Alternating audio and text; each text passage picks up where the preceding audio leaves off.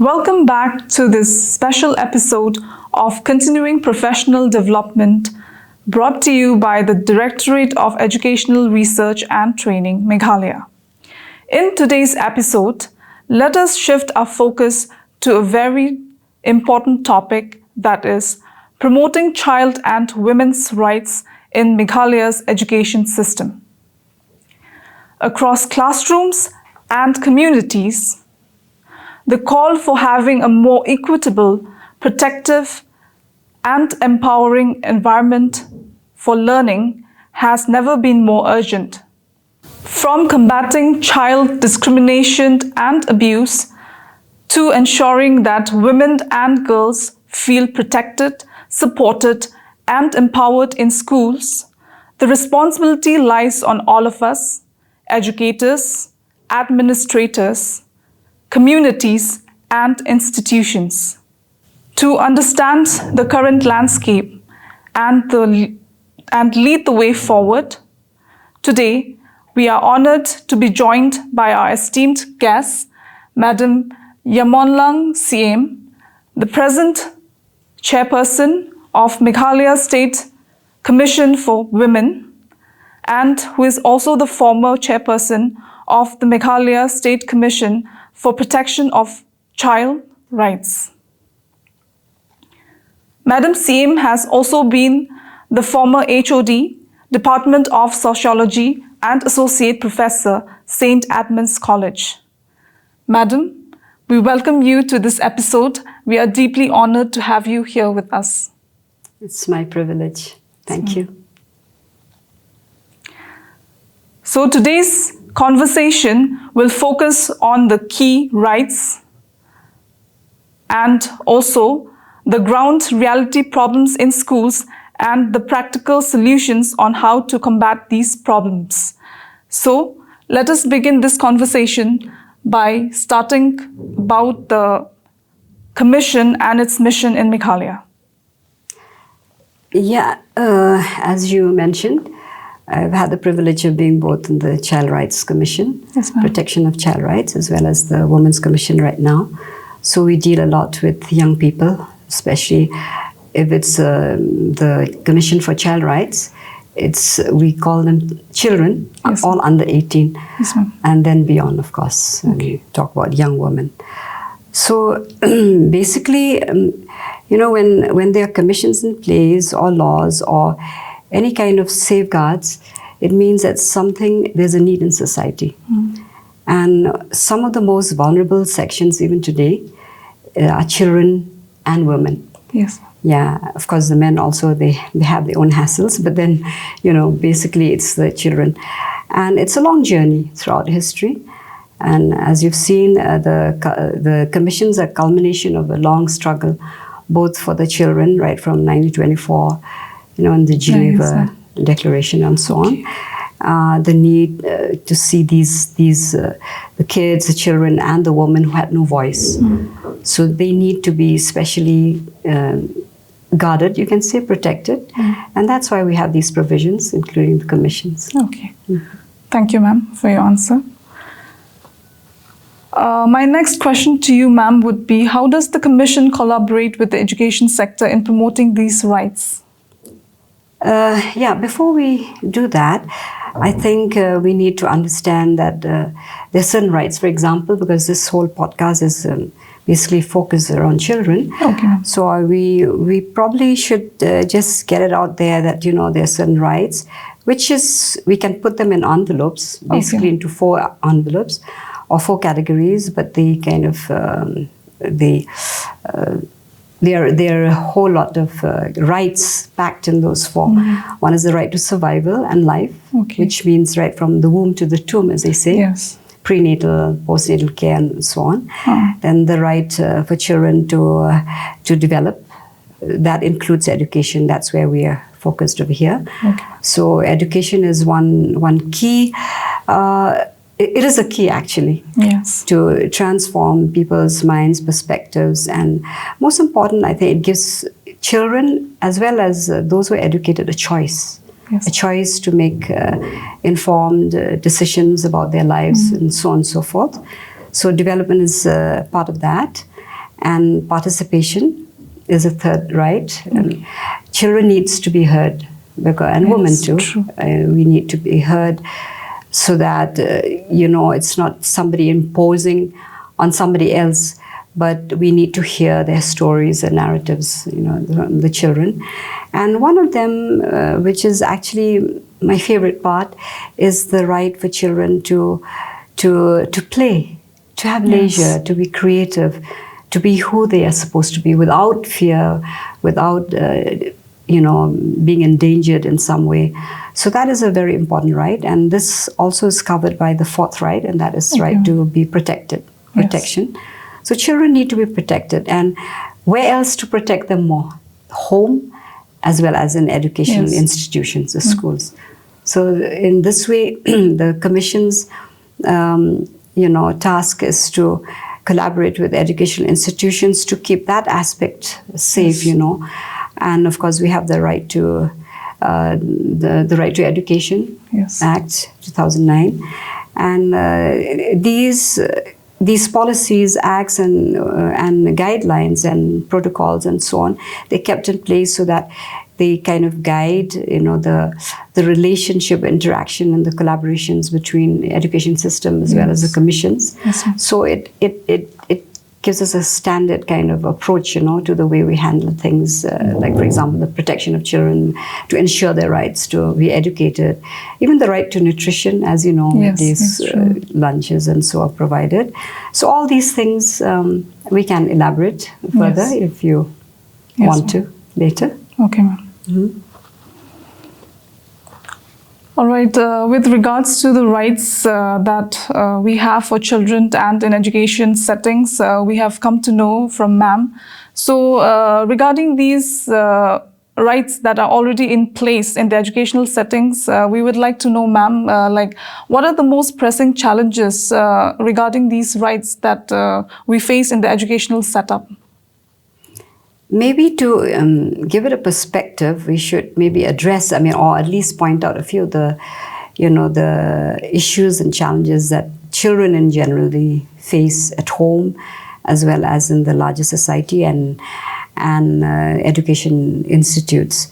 So we see that in the home, it's supposed to be the most safest place, but sometimes it can be the most dangerous. Yes, true. Because we see there's a different kind of abuse, either verbal, physical, mental, psychological, or sexual, which is very, very serious.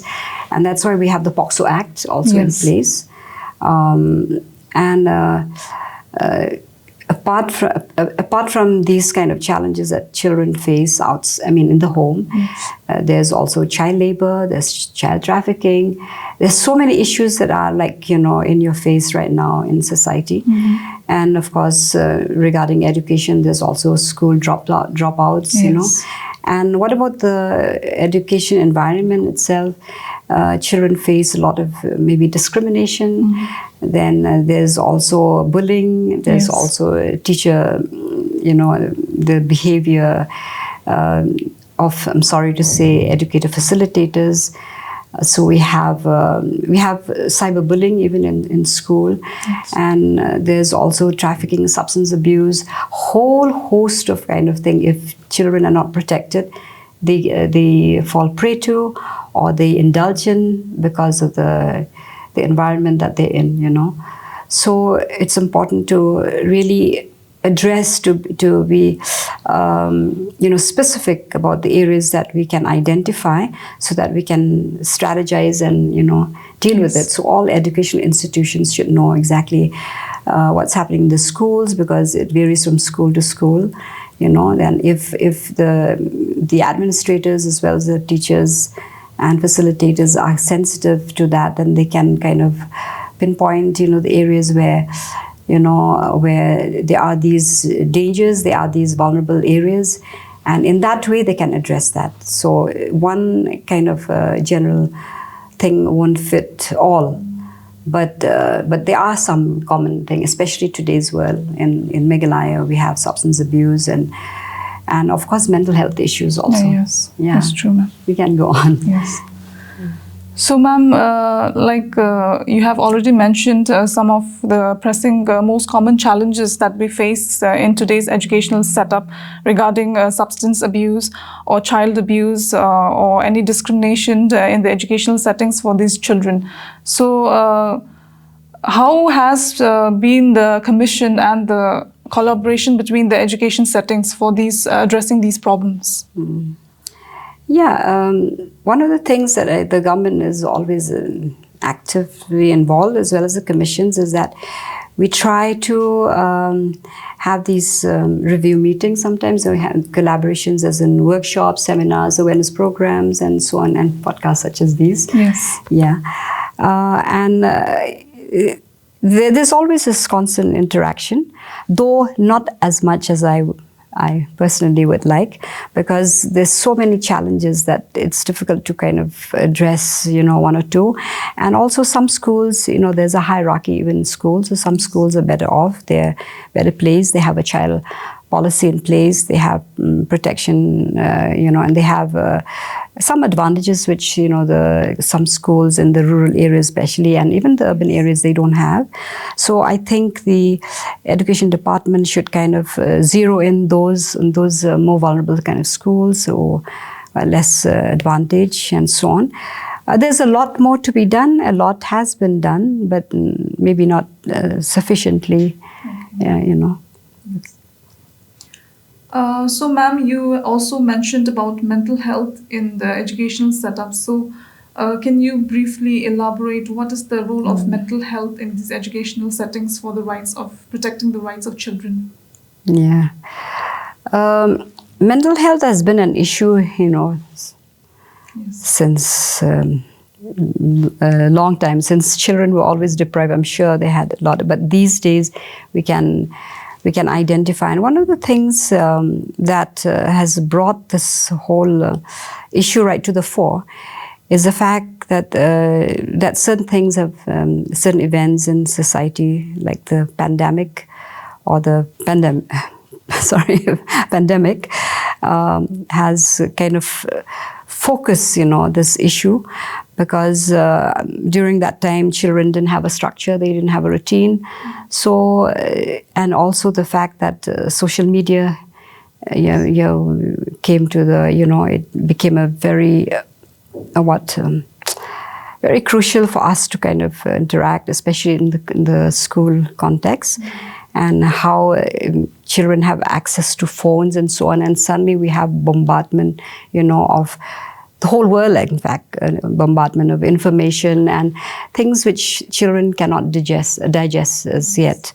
So this has brought about, I think, it's a processing, no? Children have access to so much of information, the good, the bad, and the ugly, and they can't process that. So then it affects them. And then, of course, we have Instagram, we have other things, the fact that we all are aware of that, that children need that affirmation. And when they don't get it from their school friends and so on, they get it through social media. And that has created a lot of issues that are created rather than inherent in children. But the fact that they're going through that adolescent stage where they need that affirmation to be liked, to be affirmed, to know that there are people who care about them, and so on and so forth, right? So this has been a major issue, and we've seen many cases where children they don't want to face life anymore.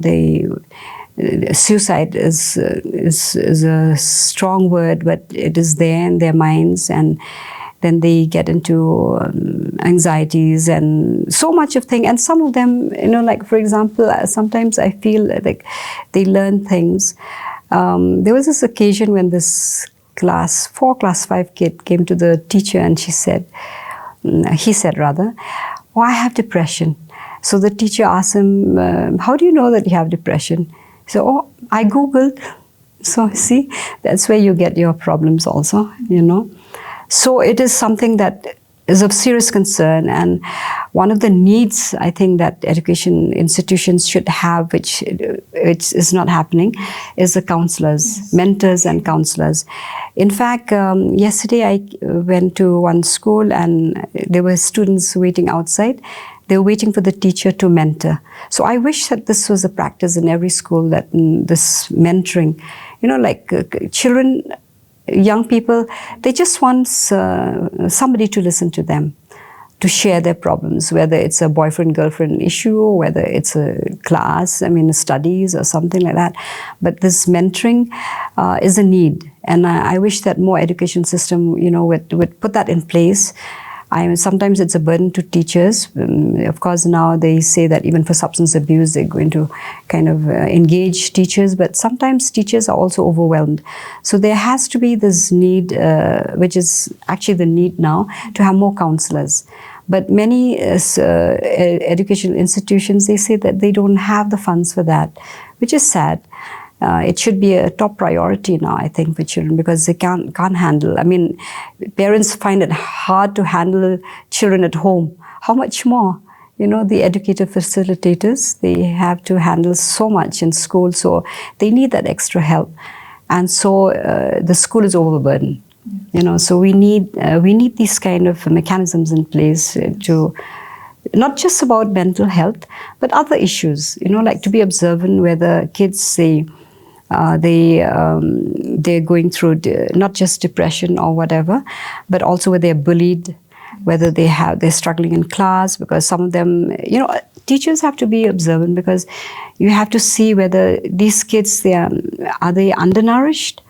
Do they have underlying ailments, and are they being bullied, or whether they are into substance abuse also?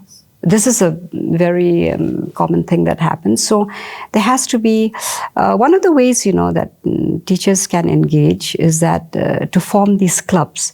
Now, NCPCR had come up with this Prahari clubs, which I think we've shared with the education department, but I don't know whether it's been taken up.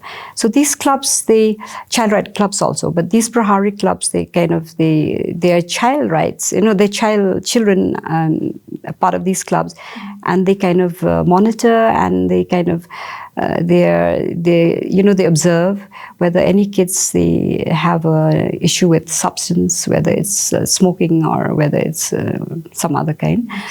And these child right clubs also, they help.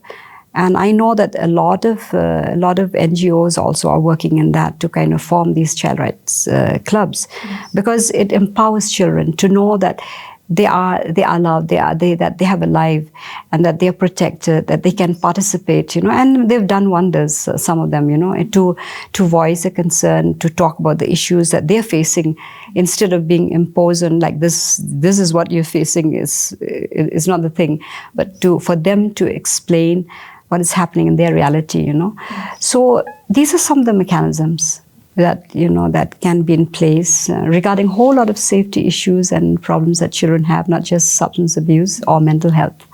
Yeah. So what are the key issues regarding the attitude of these educators? Oh, I'm glad you raised that point, because the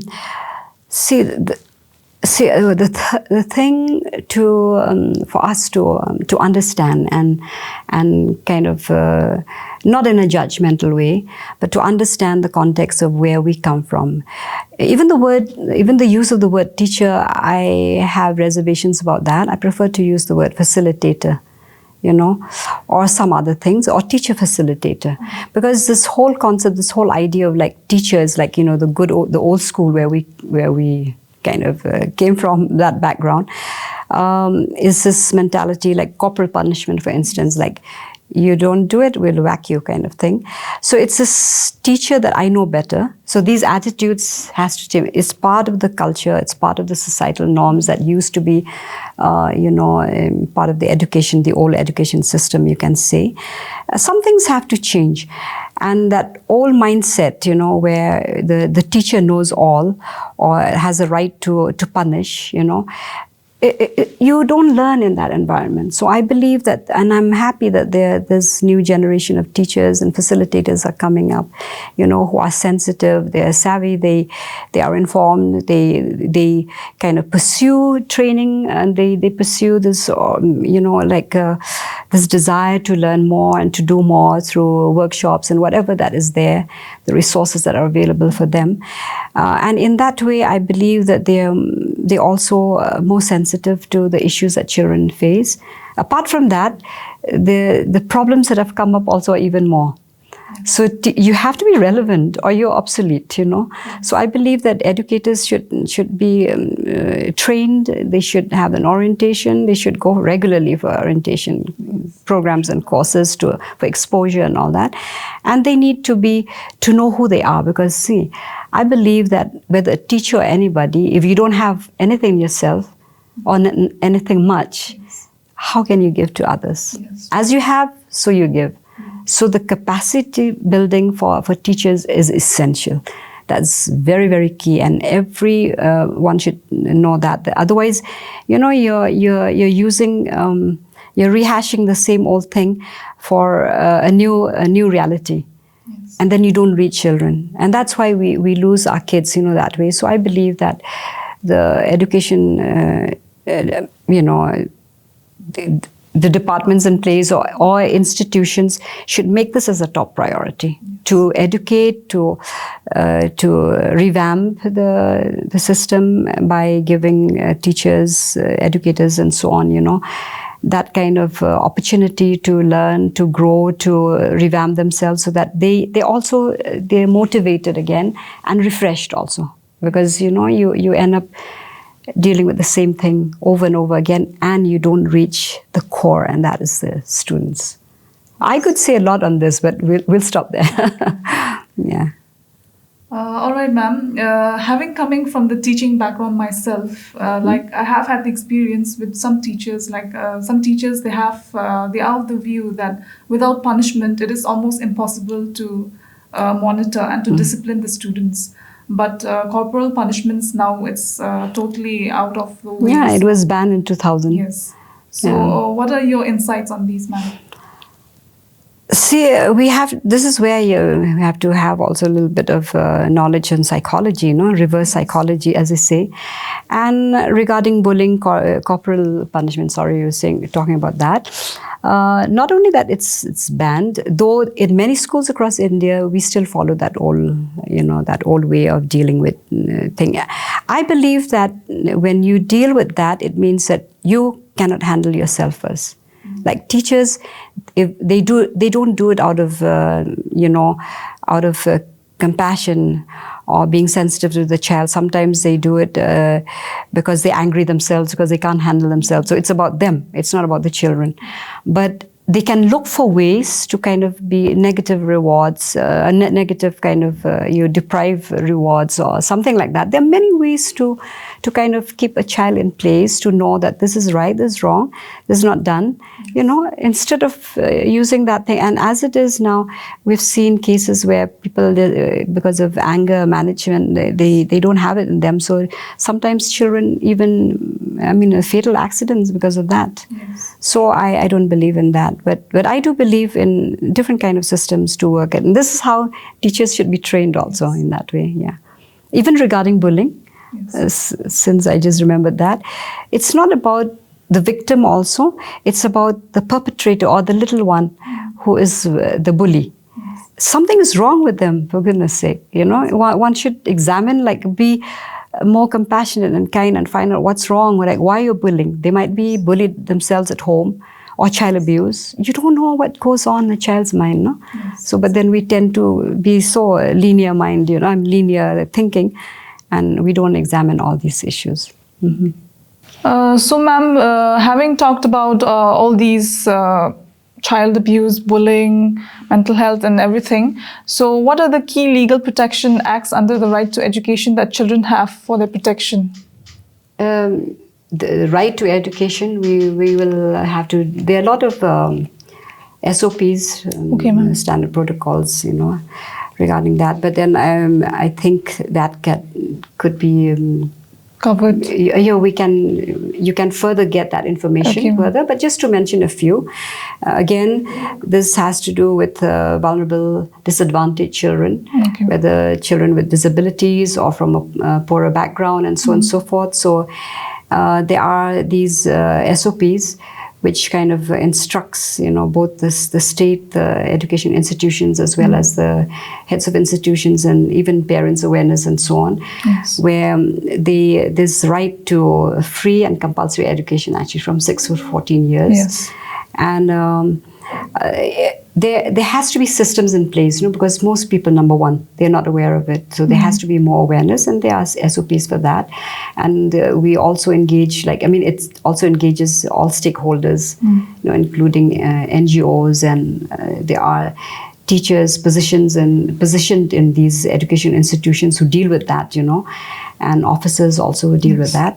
But then it's a whole gamut of things. One is from admission time, and whether they have sufficient time to be admitted, and what are the protocols regarding that. Also, there are portals these days. Of course, online admissions is also there. So all these things have to be in place, because not everybody has access or is aware or has the knowledge to do that. So there has to be these helplines, these help desks, in place at each stage where admission takes place. And then, of course, if some expenses are incurred, then there will be a reimbursement, for those disadvantaged children and so on.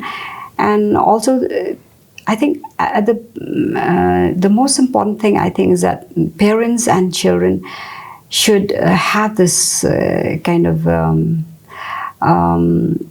this confidence, that there are people in place, there are these systems in place, which gives them access and the opportunity in the whole. To be enrolled even in private schools. So, but then of course there are cases when some private schools they're reluctant to take children. But if there's a system and which is enforceable, you can enforce that, and if violations of such such neglect or unfair kind of practices are there, then there are these systems in place to make sure that children do get the opportunities that other children have. So I can share the material with with you all, in case you need to send a link. Yes. We can just keep a link for our viewers to watch those acts and rights. It's a lot going. I'm just kind of giving the gist. Okay, ma'am. And including free school and education, free textbooks and uniforms. But let me tell you one thing, as always, there's a question of funding. There are schools and who have problems regarding that. Even the government also in that way. So many children are still deprived, and they don't know where to turn. Even regarding this. So I think there should be a more aggressive way of doing this to make especially the disadvantaged and the underprivileged parents as well as children to access these. Yes, ma'am. Okay. So, ma'am, regarding those underprivileged children who are denied the right to education, since it is the right to education for all children.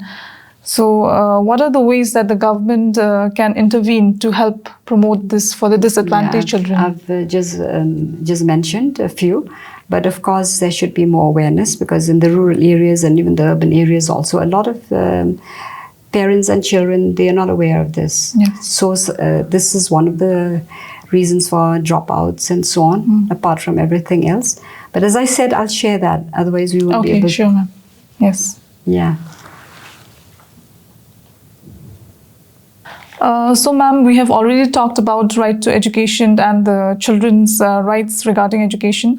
So, moving on, what are the other child protection acts apart from these right to education acts that we have in educational setups? Yeah. There are other acts, of course, which we can only mention now, and that is one is the POCSO Act of 2012, because we see that children are, they're vulnerable to child abuse, especially sexual child abuse. That is one which is an important, it's part of the commissions also to monitor that. The right to education is one, and the POCSO Act. Yes. But we also have the Juvenile Justice Act 2015, and over here it covers mostly children who is in need of care and protection, and that will cover not just orphans but street children, and so on and so forth, and children in conflict with the law. That's the Juvenile Justice Act. It covers that. And you know that anybody who commits a crime, except the very grievous ones, fall under that, under 18. Yes. So this takes care of a deeper need, and that is the purpose is to rehabilitate, to integrate children again, because of offenses that they've committed, but still where they're counseled, they go through that process where they can with dignity be reintroduced back into society, rehabilitated back into society, reintegrated back into society. That's the whole purpose of that, So yeah, there are these homes that take care of these juvenile kids, homes. Juvenile homes and so on, and the homes also run by NGOs as well as by the government. Yes, ma'am. That is there. Then of course there's always these acts that have been there against child marriage and child labor acts, and regarding child marriage, can I mention something which is related to us? We don't really have child marriage as in our tribal societies here in Meghalaya, but then there's these the teenage pregnancies, you can say, or teenage marriage, and I'm happy to say that now there's an initiative. There have been initiatives, but now more so to have these pre-marital counseling. And I think for young people, they need that as much, because there's this conflict between culture and these offenses, you can say, or these violations of a child's right, especially marrying early and so on. Because the expectation, when you look at our cultures, the expectation is for children to marry when they're ready to reproduce. Yes. And it's frightening.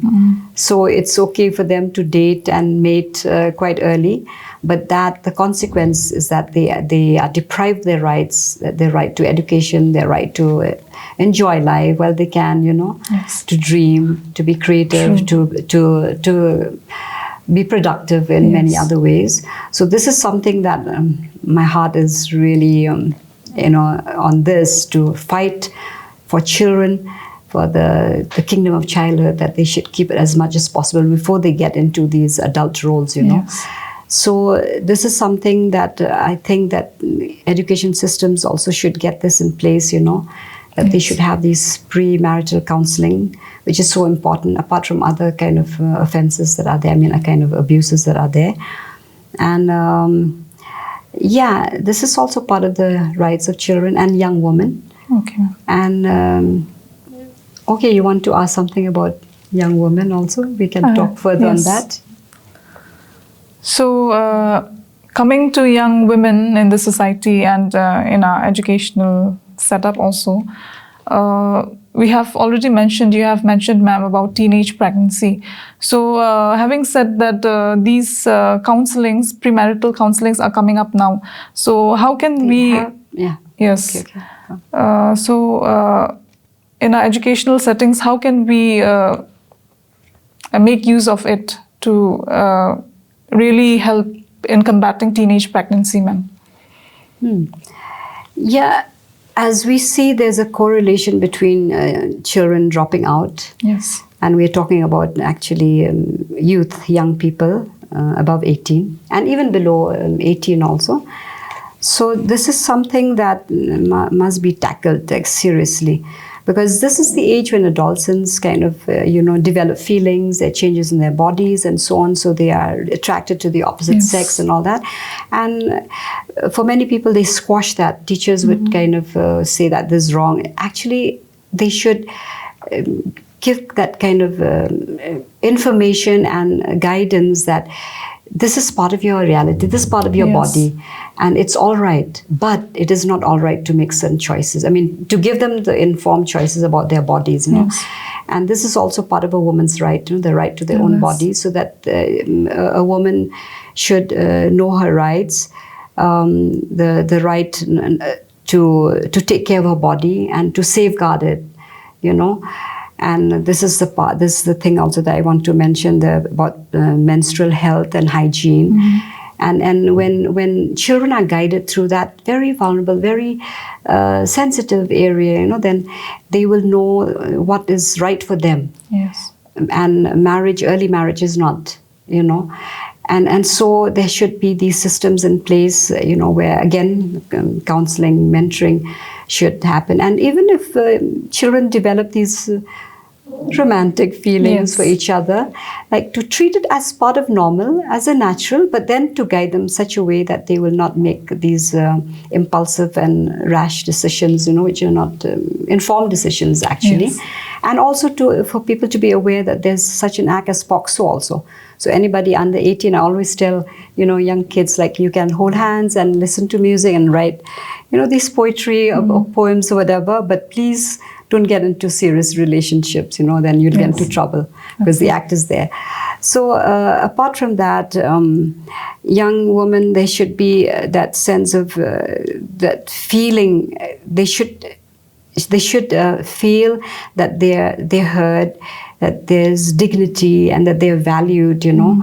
So just simple things like, for example, having special toilets for girls, or girls' hostels. Or you know, that there are women counselors who can counsel them on sensitive issues.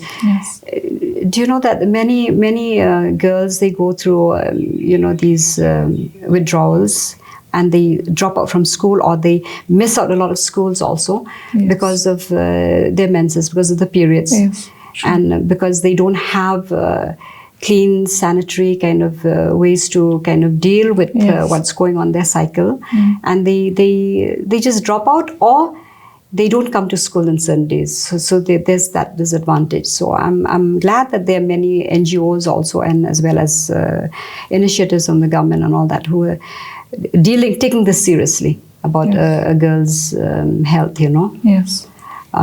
Especially regarding menstrual health. And apart from that, the changes that are in their bodies, you know. So and about we were talking about teenage pregnancy, you know. This is the most crucial time, and I feel that one of the ways that one can do, apart from saying don't, is to provide alternatives. Activities in school, college, inclusive, you know, of women in forums where they can express and be leaders, and, you know, activities such as like debates or plays or library or sports, anything to encourage young girls to be involved, so that they don't think that their whole goal is to be homemakers and procreate, and one day what's the use of studying and all that, you know. So to motivate our young women and young men too. In fact, I believe that there should be a new, it's part of the curriculum. There should be the system of teaching young boys and girls, you know, to kind of value each other.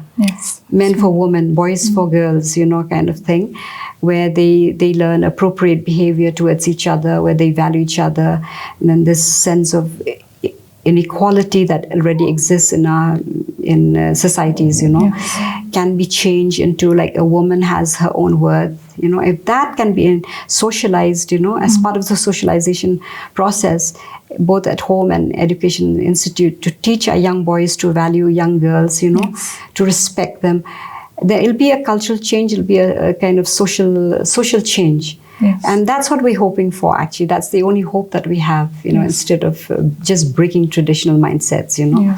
So that will go a long way to kind of orient young people, as well as give them alternatives to think, not just marriage, but to be productive, to achieve something in life, to contribute and to enjoy their lives, as young people. So this is something that we should encourage. Yes. Yeah. So, ma'am, having talked about women's rights, Meghalaya, as we all know, it's a matrilineal society. So, what are your insights on that? Being a matrilineal society, how much promotion of women's rights do we have in our own state itself, as an example? Matrilineal is a loaded word. Actually, to really understand matrilineal is to understand this, that the name and property descent, is traced through the mother, but the decision making is traced through males. So there's patriarchy in matrilineal, and whereas in patriarchal societies, the name, the property, and decision making authority is traced through males, paternal males. Yes. In this case, it's traced through maternal males. So we can't say that it is a whole matrilineal kind of package. So there are this misconception that is there. So, but having said that, to say that we have to go back, to the concept or the idea of inequality or equality, right? Yes. Personally, I don't believe in that word equality. I would believe in the word fairness, gender fairness. There should be gender fairness and the enabling of women to be who they are meant to be, to take part in society on an equal basis. So you can see the inequalities actually right from, the women's suffrage movement. Historically, we see that, and the inequalities that exist in patriarchal societies regarding property or rights to a whole lot of rights, but mostly, that associated with human rights, Yes. and economic, political, and so on. In matrilineal societies, we see this fact that even though women do have access to some kind of economic benefits and so on, they do not have the same access to political decision-making power, you can say, as you see the Rang Vashnongs or the Darbars and so on. But that is changing also. I mean, more women are included in these committees and local Darbars and so on. So there is a shift, but societal norms and culture is way slower than laws and policies or that has been put into place. No? So when we talk about rights, we can talk about right to education, right to political, the right to one's own body, and so on. But which particular one that you're thinking of right now? Sometimes it's if there's a relevance to our education system itself.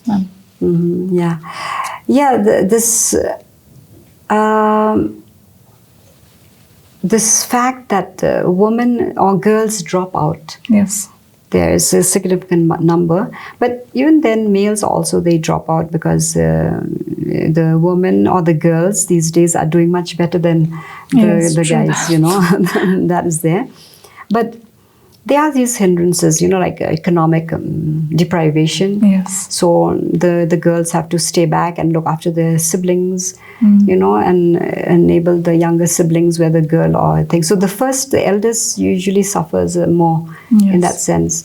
That is there. And then, of course, there's this idea that what's the use of really being educated because you're going to get married one day anyway, So we can talk a lot about that. And then, of course, there's this discrimination. A girl, I remember during our times we used to have, now it's less.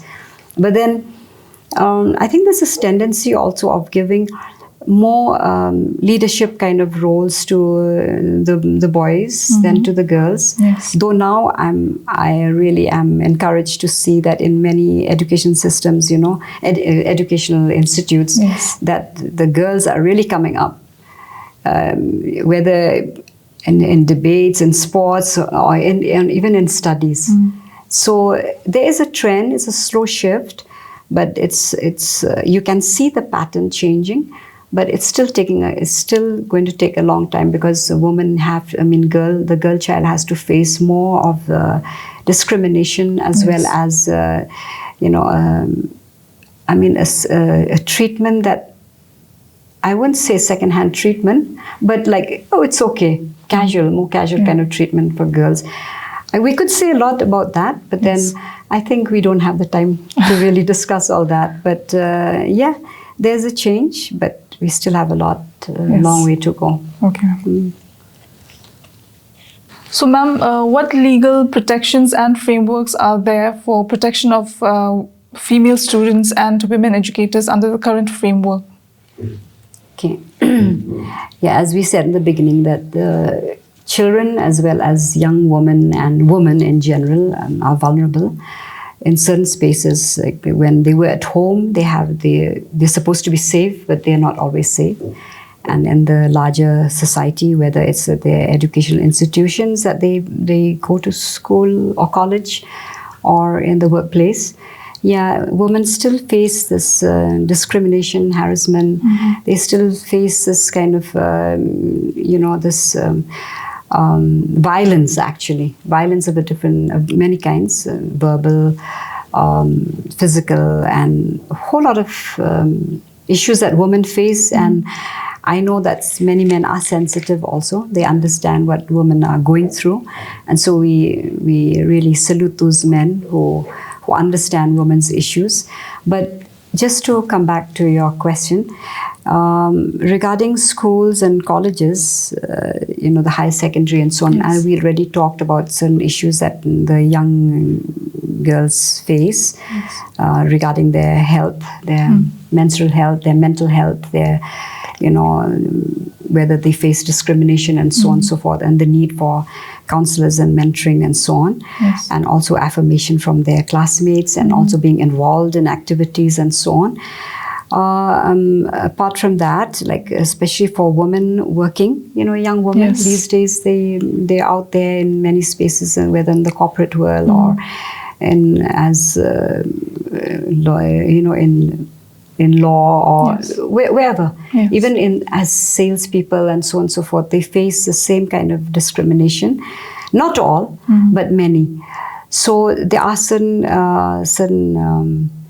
acts in place. One of them is prevention of sexual offences against, and harassment in the workplace, POSH as we know it. So this goes also for teacher educators and so on, who face harassment at the workplace, either from mostly sexual harassment at the workplace, where they are male colleagues or male boss, and they have nowhere to turn to if they're being either sidelined because of sexual discrimination of some sort, or they're being targeted as or objectified as sexually. So we have a lot of cases like that also in the Women's Commission that I'm in there, where there are these offensive, even such thing as gestures. A woman can feel violated. Words. So yeah, we have this act in place, and in fact, any institute that has more than 10 people, working, there should be an internal committee. Okay. Yeah, and then they have these committees to monitor and the redressal, and whenever anybody goes through an issue like that, they can access these so that they can be redressed. If otherwise, they could be taken further to court also. So that is there. And of course, at home, violence is faced where the woman who's working, she comes home, she's harassed, she's abused, she's violated in so many ways. So you have the DV Act, the Domestic Violence Act. And then you have even the POCSO Act also protects the children, because there's violence, sexual violence also even at home. So these as well as the constitutional provisions. Of course, there's a new law, so I wouldn't get into that. That's on my area of expertise. But all these provisions are there so that a woman can access, can report in time. They should know who, there should be this kind of information that has to be given in schools and colleges, that who to go to, whether it's to the teacher or to the counselor, and then from there into the management, and then further to whether they go to these committees and so on, and how do they process? There should be a process, So these reporting kind of mechanisms also has to be there to kind of strengthen the acts, the implementation of those acts. And yes, apart from that, I think that there should be this awareness, like a general kind of awareness where fellow students or fellow workers should be sensitive to what the girl child is going through, or the female young adult is going through, or whether the woman is going through. And once we have that sensitivity in the workplace or in wherever that we are placed, or working or studying, whatever, when we are sensitive to what's going on in our relationships with others, then there's a better chance of that being arrested. And you create a healthy, safe environment for people to study, to work, to be creative, or to be productive. Yes. So I do believe that that is a key, to see the larger picture. What is your objective, instead of just having acts so that you don't, not the negative aspect, but the positive way of looking at this, no? Yeah. So, ma'am, can you please enlighten our viewers on what role can this digital platforms like this YouTube channel play in raising awareness about these issues? Awareness, of course, is one of the key things, to get the message across. And we're happy we're living at this time and space, because there are all these different platforms, So YouTube is one of them, and of course Instagram. And I know that young people especially are very involved in the digital platforms. So I think this is key. We used to depend on newspapers or the print, but we're happy that such kind of platforms are there. And even it reaches right to the rural areas and to urban areas, and to all sections and ages and categories, So we're happy that there are these places where we can maximize and bring out the messages and content. And media has a lot to influence, so it can be the greatest influencer, not just people, but the people behind the scenes, as well as the device itself, the technology that is there. So yeah, we are. I think we are looking forward to a kind of a more transformation in people's minds and thoughts, and far-reaching when it crosses through this medium, And therefore, one of the things, I take this opportunity also to wish the best to this program, so that it reaches the people that has to be reached, with the content that can inform and make aware and transform people's minds and so on. So one of the things, of course, we have to keep in mind that the kids these days, even young people, also very young, even though they might not be allowed by their parents, they're into Instagram. Yeah, sure. Facebook, of course, can be. I'm telling you, Facebook can be a little bit of an issue there, because people they are gullible. This is also an awareness that can be created, that one has to be aware. There are scams over there. There are dangers in all of these embedded form of technologies, True that. Because if you have to, okay, let me just start over again regarding that. See, one of the things I notice among some teachers, they don't promote, or they don't encourage the use of their mobile phones or social media and so on. I am of the opposite opinion, because I believe that you cannot stop the tsunami that is there. It's part of our reality. The thing is to ride with the wind, ride with the waves. The thing is to kind of instruct, guide, monitor, do whatever it takes. But then they have to be savvy about their world. Young kids also have to be, because the future is theirs, that technology is theirs, is their future. So they need not to be left behind. So I believe, but the only thing is that to do it in a way that can be the instruction from parents, as well as the schools. They should engage with technology. Not disengage. Just because it's it's nothing bad about technology. It's the way that we process. We have to take control, So I'm excited about, about this generation that has access to so many technological kind of ways of getting information, and passing their message, being heard. Sometimes being heard also. That's important. I can say a lot more on this, but we'll stop there.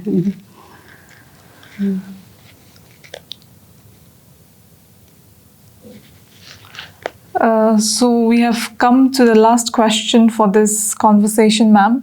Any final message you would like to give our viewers and our educators for their role to play in protection of child and women's rights? That again is a loaded question. To package everything that you have in one message. But anyway, we'll try.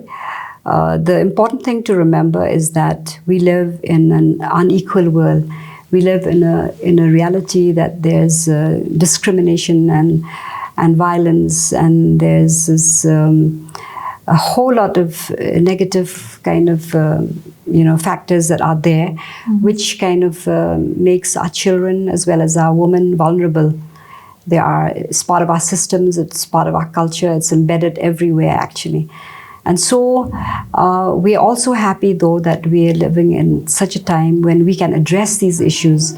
And another thing which has been helpful, and I hope that we are more aggressive about that, is to get data from the field, wherever the children are, wherever the women are, wherever the disadvantage. And by the way, let's not forget that there's also inequality among men, that there are men who are better placed and there are men who are deprived and abused as well. So it cuts across all because of the underlying inequalities that are there, So the thing is to start from the home. The home is a place where it's supposed to be safe, but as I said, it's always a dangerous place. Start from the womb. So it starts from the beginning. Where can we have these mechanisms in place, whether it's laws, acts, policies, whether it's social attitudes and norms, whether it's families, whether it's relationships? Where do we have these protective kind of mechanisms and devices? Where are these, to be observant, to be sensitive, right from the womb and the home, then to the school and the playground, and then to the larger place of work, offices and colleges and workplace, and even such places where they're religious, where religion is being preached and being taught. Even there also there are people. Yes. There are people and people. So it can be still a dangerous place if you don't have mechanism in place. There's nothing sacred about of wanting to have protection systems in place. So that is one. And then we have, of course, the dangers of media. Just now we talk about that and the role of media, how it can be, it can get across the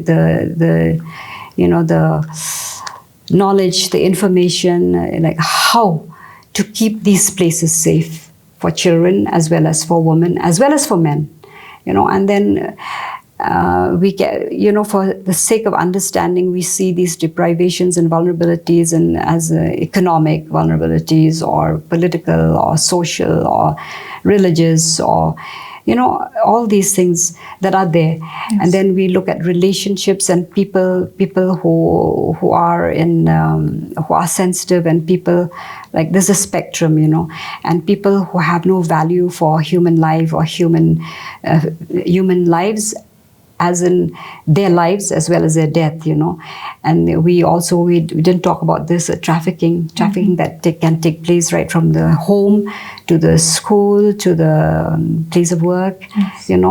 So people are being trafficked, as in hijacked of their sense of protection, and not literally also as in sexual of a nature of or labor or whatever trafficking. I'm talking about being trafficked from yourself, in a more philosophical kind of yes.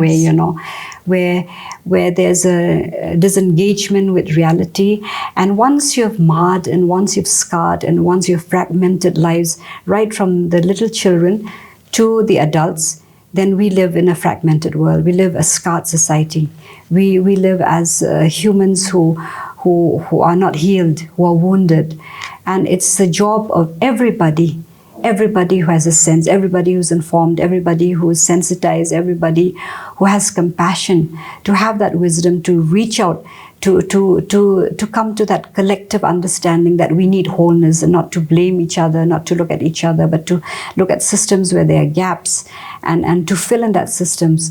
Mostly, a most important thing, which I always say everywhere, and I followed I try to follow it myself, is to have that compassion, that even the perpetrators also have been perpetrated themselves, that there are no victims here, but everybody's, I mean, no specific victims, but everyone is a victim of our social norms, victims of our culture, victims of our policies, victims of our education system, victims in many sense. But at the same time also, we have the potential to rise above.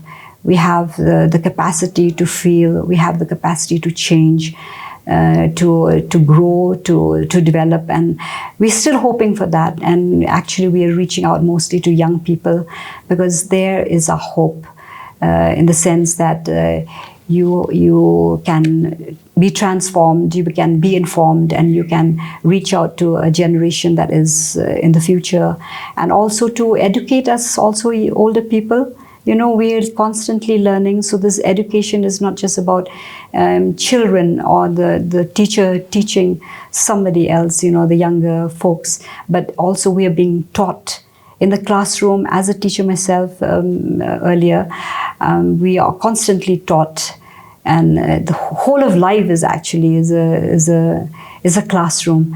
And if we realize that, then we have the humility to learn from each other.